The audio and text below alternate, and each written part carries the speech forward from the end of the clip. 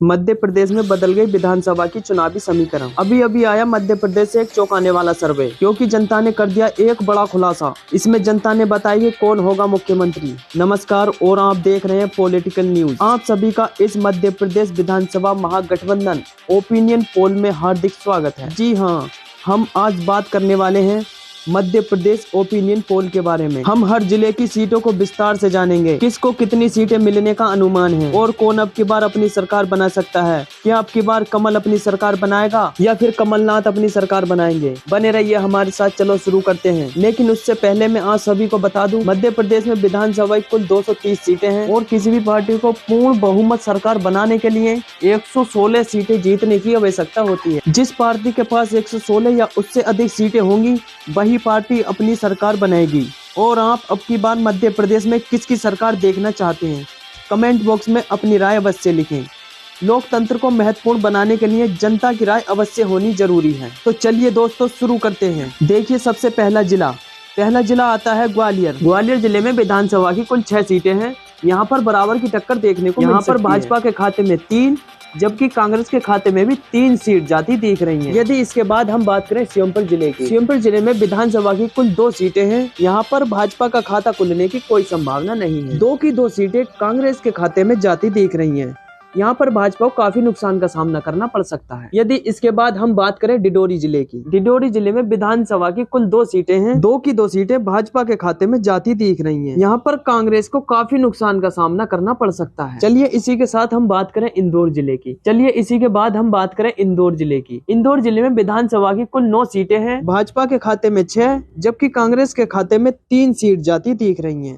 यहाँ पर कांग्रेस को काफी नुकसान का सामना करना पड़ सकता है, जबकि भाजपा को यहाँ पर फायदा होता दिख रहा है। चलिए इसी के साथ हम बात करें शहडोल जिले की। शहडोल जिले में विधानसभा की कुल 3 सीटें हैं। यहाँ पर भाजपा के खाते में 1, जबकि कांग्रेस के खाते में 2 सीट जाती दिख रही हैं। यहाँ पर भाजपा को 1 सीट से नुकसान का सामना करना पड़ सकता है। चलिए इसी के साथ हम बात करें मुरैना जिले की। मुरैना जिले में विधानसभा की कुल 6 सीटें हैं। यहाँ पर भाजपा के खाते में 4, जबकि कांग्रेस के खाते में 2 सीट जाती दिख रही है। यहाँ पर कांग्रेस को थोड़ा सा नुकसान होता दिख रहा है। यदि हम बात करें दतिया जिले की, दतिया जिले में विधानसभा की कुल 3 सीटें हैं। यहाँ पर भाजपा का खाता खुलने की कोई संभावना नहीं है। यहाँ 3 की 3 सीटें कांग्रेस के खाते में जाती दिख रही हैं। यहाँ पर भाजपा की लुटिया डूबती नजर आ रही है। चलिए इसी के साथ हम बात करते हैं जबलपुर की। जबलपुर में विधानसभा की कुल 8 सीटें हैं। यहाँ बराबर की टक्कर देखने को मिल सकती है। भाजपा के खाते में 4, जबकि कांग्रेस के खाते में भी 4 सीट जाती दिख रही हैं। चलिए इसी के साथ हम बात करें शिवपुरी जिले की। शिवपुरी जिले में विधानसभा की कुल 5 सीटें हैं। यहाँ पर भाजपा के खाते में 2, जबकि कांग्रेस के खाते में 3 सीट जाती दिखाई दे रही है। यहाँ पर भाजपा को थोड़ा सा नुकसान का सामना करना पड़ सकता है। चलिए इसी के साथ यदि हम बात करें गुना जिले की, गुना जिले में विधानसभा की कुल 4 सीटें हैं। यहाँ पर भाजपा का खाता खुलने की कोई संभावना नहीं है। 4 की 4 सीटें कांग्रेस के खाते में जाती दिखाई दे रही है। यहाँ पर कांग्रेस को काफी नुकसान का सामना करना पड़ सकता है। चलिए इसी के साथ यदि हम बात करें सागर जिले की, सागर जिले में विधानसभा की कुल 8 सीटें हैं। यहाँ पर भाजपा के खाते में 3,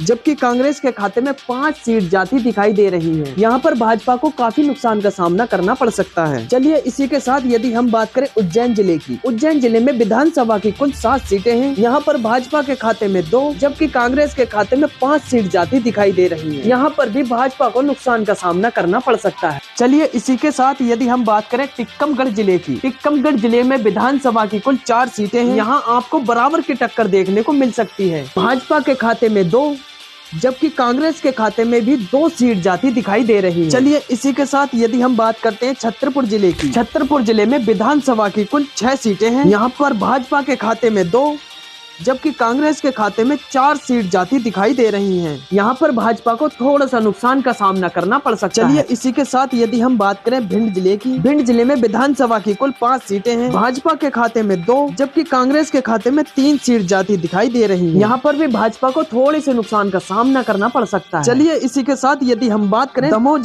जिले में विधानसभा की कुल 4 सीटें हैं। यहाँ पर आपको बराबर की टक्कर देखने को मिल सकती है। यहाँ पर भाजपा के खाते में 2, जबकि कांग्रेस के खाते में भी 2 सीट जाती दिखाई दे रही हैं। चलिए इसी के साथ यदि हम बात करें पन्ना जिले की। पन्ना जिले में विधानसभा की कुल 3 सीटें हैं। यहाँ पर भाजपा के खाते में 1 जबकि कांग्रेस के खाते में 2 सीट जाती दिखाई दे रही है। यहाँ पर भी भाजपा को 1 सीट से थोड़े से नुकसान का सामना करना पड़ सकता है। चलिए इसी के साथ हम बात करें भोपाल जिले की। भोपाल जिले में विधानसभा की कुल 7 सीटें हैं। यहाँ पर भाजपा के खाते में 3 जबकि कांग्रेस के खाते में 4 सीट जाती दिखाई दे रही है। यहाँ पर भाजपा को थोड़े से नुकसान का सामना करना पड़ सकता है। चलिए इसी के साथ यदि हम बात करें रीवा जिले की। रीवा जिले में विधानसभा की कुल 8 सीटें हैं। यहाँ पर भाजपा के खाते में 6 जबकि कांग्रेस के खाते में 2 सीट जाती दिखाई दे रही है। यहाँ पर भाजपा को थोड़े से फायदा होने की संभावना है जबकि कांग्रेस को यहाँ पर थोड़े से नुकसान का सामना करना पड़ सकता है। चलिए इसी के साथ यदि हम बात करें सिंगरौली जिले में विधानसभा की कुल 3 सीटें हैं। यहाँ पर भाजपा का खाता खुलने की कोई संभावना नहीं है जबकि कांग्रेस के खाते में 3 की 3 सीट जाती दिख रही है। यहाँ पर भाजपा की लुटिया डूबती नजर आ रही है। चलिए इसी के साथ यदि हम बात करें अनूपपुर में विधानसभा की कुल 3 सीटें हैं। यहाँ पर भाजपा के खाते में 2 जबकि कांग्रेस के खाते में 1 सीट जाती दिखाई दे रही है। यहाँ पर कांग्रेस को भी 1 सीट से थोड़े से नुकसान का सामना करना पड़ सकता है। चलिए इसी के साथ यदि हम बात करें सिंधी जिले की। सिंधी जिले में विधानसभा की कुल 4 सीटें हैं। यहाँ पर आपको बराबर की टक्कर देखने को मिल सकती है। यहाँ पर भाजपा के खाते में 2 जबकि कांग्रेस के खाते में भी 2 सीट जाती दिखाई दे रही है। चलिए इसी के साथ यदि हम बात करें उमरिया जिले की।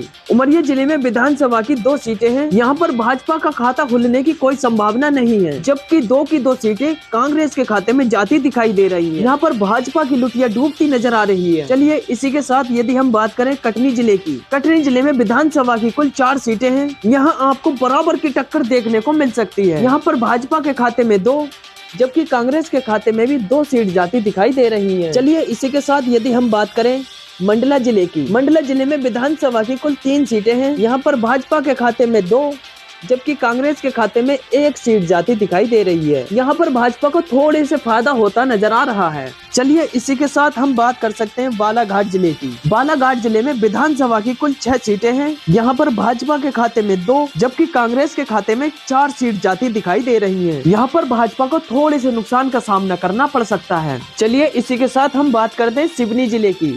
सिवनी जिले में विधानसभा की कुल 4 सीटें हैं। यहाँ पर भाजपा का खाता खुलने की कोई संभावना नहीं है जबकि 4 की 4 सीटें कांग्रेस के खाते में जाती दिखाई दे रही हैं। यहाँ पर भाजपा की लुटिया डूबती नजर आ रही है। चलिए इसी के साथ हम बात करते हैं नरसिंह जिले की।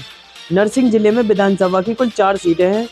यहाँ पर भाजपा के खाते में 1 जबकि कांग्रेस के खाते में 3 सीट जाती दिखाई दे रही है। यहाँ पर भाजपा को थोड़े से नुकसान का सामना करना पड़ सकता है।